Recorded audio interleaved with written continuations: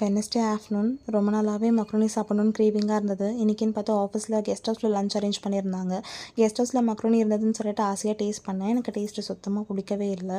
என்ன தான் நம்மளுக்கு பிடிச்ச டிஷ்ஷஸ் வந்து நம்ம ரெஸ்டாரண்ட்டெல்லாம் போய் சாப்பிட்டாலுமே வந்துட்டு நம்ம வீட்டில் நம்ம செஞ்சு சாப்பிட்ற மாதிரியோ இல்லை நம்ம அம்மா செஞ்சு கொடுக்குற டேஸ்ட்டும் வந்து வரவே வராது. ஸோ இன்றைக்கி எப்படியாவது நம்ம ஸ்டைலில் நம்மளே மக்ரோனி செஞ்சு சாப்பிடணும்னு சொல்லிட்டு ஆஃபீஸ்லேருந்து வரும்போது நானே வாங்கிட்டு வந்துட்டேன். வாங்கிட்டு வந்து அதை நல்லா க்ளீன் பண்ணிவிட்டு சைடில் பாயில் பண்ண வச்சாச்சு.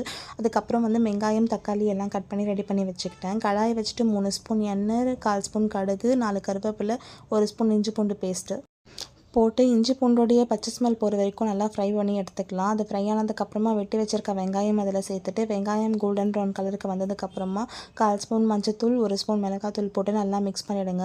மஞ்சத்தூள் மிளகாத்தூள் வந்து வெங்காயத்தோடு நல்லா மிக்ஸ் ஆனதுக்கப்புறமா வந்து வெட்டி வச்சுருக்க தக்காளி அதில் சேர்த்துடுங்க. தக்காளியும் நல்லா வெந்து சாஃப்ட் ஆனதுக்கப்புறமா வந்துட்டு 1/2 ஸ்பூன் உப்பு போட்டுட்டு அதை நல்லா மிக்ஸ் பண்ணி 2 மினிட்ஸ் வந்து அதை கொதிக்க விட்டுறணும்.